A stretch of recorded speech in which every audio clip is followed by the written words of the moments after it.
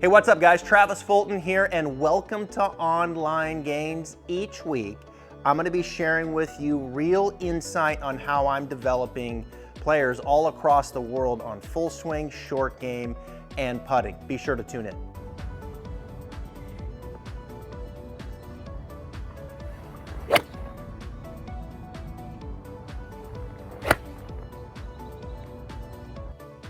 All right, Christopher, thanks for the videos here. And next time you video, stand the camera up a little bit higher, maybe like waist high. But this will work here to give you some feedback here on this particular lesson. So some weak ones off to the right. I want to kind of show you a couple things that I think will really help this. A lot of good stuff at address. I just be careful with the ball position not too far forward.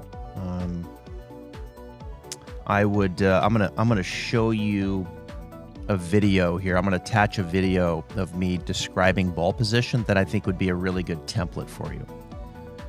In the swing, a lot of good stuff going back there. I like the turn in the shoulders. There's no real body fault here when you look at the turn going back. I do think coming down when you watch the head, and again, I'm kind of taking the camera angle into consideration. Like that ball looks a fair amount forward, right? So I do want you to watch this ball position video that I'll attach. But in saying that, watch the upper body on the downswing. You can see the upper body kind of going forward. So I think you're definitely a little out in front. And when you get out in front, then the tendency is we have to flip it a little bit, right? And I'm going to show you in a video that I'm going to shoot for you that when you come down and you get out in front, you have to kind of let go of the wrist angles a little early in order to square the club face up. And if you don't do that enough, then you kind of hit it off to the right. And you certainly are losing power as a function of being too far out in front. So I want to show you some things on how that works to stay more behind it, even though the ball position will be a little further back probably. All right, let's go to the next view. All right, so from this view here, and I looked at your driver swing too. It's all the same stuff. When you look at the target line view, and I would stand the camera up higher here too on the next one, so stand it up more waist high. But as I take the camera into consideration, I do think you're rotating the face a little too much. I think the toe in through here is rotating too much up to the sky. And I'm going to show you how to get the face to be less this way and a little more this way. So it's going to feel a little more shut. And I can't really see it up there.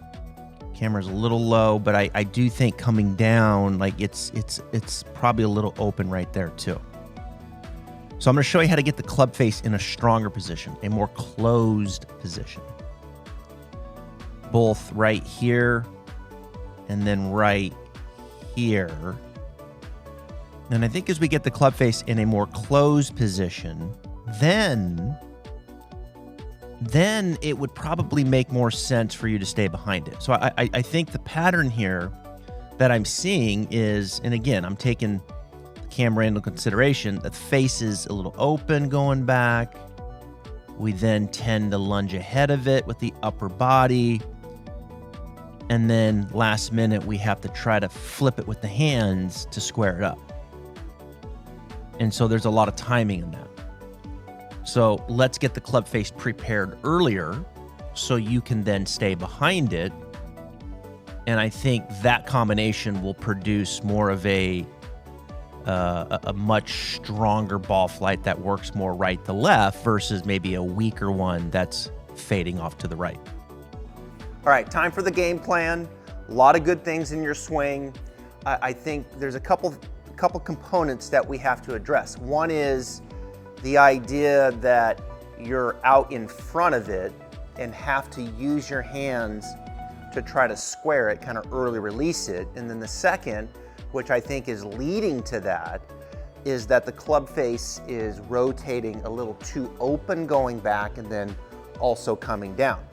I want to explain to you what I said in the analysis about getting out in front of it and then having to early release it. I always use the analogy of like chopping down a tree. Say this den caddy here, this PXG den caddy, was a tree that went up. What I would do is I would stand kind of to the side of it, right? Kind of stand off to the side, boom, boom, and hit that same spot every single time. And of course, by hitting that same spot, I'm gonna cut the tree down quicker versus hitting it all over the place. But notice when I stand to the side of it or behind it like this, I can really extend my arms and get everything in line and really get that axe to line up. Now, as soon as I start to get a little bit out in front of it and I'm still trying to hit back here, that's when I have to start using my hands to hit that same spot. So that's always kind of a good analogy, and it really can be the same thing in the golf swing, where we have the golf ball now, and of course we have a club face, and when I start getting out in front and yet I'm still hitting the side of the ball, that's when I have to start using my hands. Now, before we can get you to stay behind it, we've got to get the club face prepared in a more closed fashion. I make this statement a lot. When you're dealing with someone who gets the club face open, when you close it, you would rather have the club face through this progression 3, 4, 5 degrees closed, right? Excessively closed, let's call it, versus 1 degree open, right? This open face is what's really probably slowing your progression down. And as we saw in the video, that face was rotating, kind of toe up this way. And then when you get it to the top, the face was kind of hiding behind the shaft.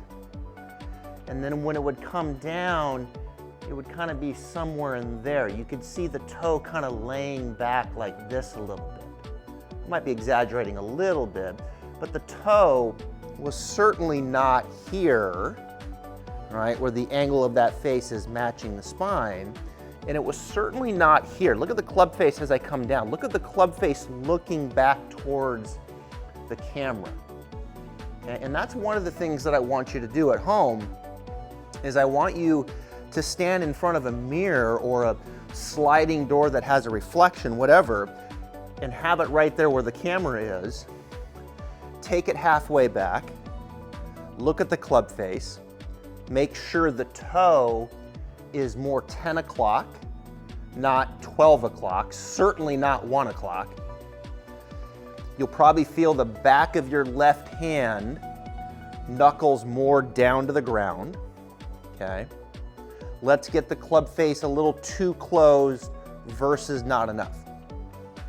Now, from there, this is gonna help what it looks like up there. But when you come down, one of the things I want you to try to do is I want you to try to feel like the left hand starts to work a little more into flexion. Okay, I feel like I'm kind of taking the bottom 3 fingers of my left hand, I'm starting to curl them a little bit underneath, and it feels like I'm taking the back of the left hand and I'm getting it to look more towards the camera like that. Now look at the club face. The club face is starting to look that way rather than if I brought it down and my left wrist was in more extension, a little cup. Now you won't see that club face. Club face is looking at me, okay, rather than looking towards that camera. So I really like that. So really work hard on here, and then really work hard on showing that face towards the mirror. And if you can do that, I promise you that club face at that point in time is not open, all right? See too much of the face versus not enough. Look at that club face. It's important that face is not borderline open. We've got to get it a little bit more on the close side. So that's number 1. If you did that, if you got the face better here, you got the club face better here, and you got out in front of it, you would just hit hard pulls probably. it'd feel great because the club face wouldn't be open anymore, but you would hit it definitely more to the left because you would still be out in front. Your path would still probably be a little bit to the left, and you'd hit pull. So now you're in a position where we can start to stay behind it, and we can start perhaps swing a little more from the inside. So what I would tell you to do there is watch that ball position video that I sent you, okay? Watch that ball position video that I sent you. That's a video that's part of my Operation Baby Draw program, which if I had to recommend one of my online training programs to you, it would be Operation Baby Draw. And you can get that on my website, travisholdengolf.com. It's the #1 training program because, look, you're not alone. You're not alone here in getting the club face open. You're not alone getting out in front. You're not alone getting your path too much across your body to the left. The first step in cleaning some of that up is set up ball position, which will probably feel a little bit more back in the stance to you. The second step is club face preparation, which we just talked about. And then from there, we can start moving into the program where now it's like, okay, I'm gonna come down, I'm gonna stay behind it. I'm gonna let my weight go left, I'm gonna turn, but I'm gonna have my spine being a little right bend where I'm behind it. Okay, I could bring something in like this den caddy or an impact bag, whatever it is. Feel like I set up a little behind it, get my club face closed more, and then boom. I've got a little side bend to the right. Side bend to the right, a little bit, not out in front. When you swing through with that little side bend, you'll feel the spine extend. You'll feel the spine extend a little this way. So what I like for you is as you come into impact, that little side bend to the right, that little extension, okay, that keeps you behind it.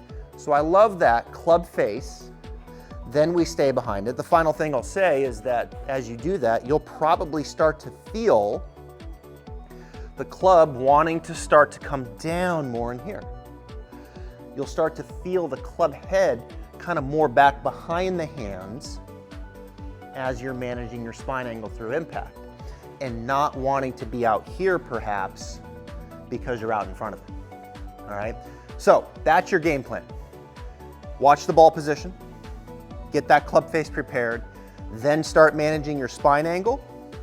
As you start managing your spine angle, you'll start sensing the path coming from more in here. And I think the net result is you will start hitting a much more powerful draw, and as I like to call it in my training program, Operation Baby Draw. Good luck to you.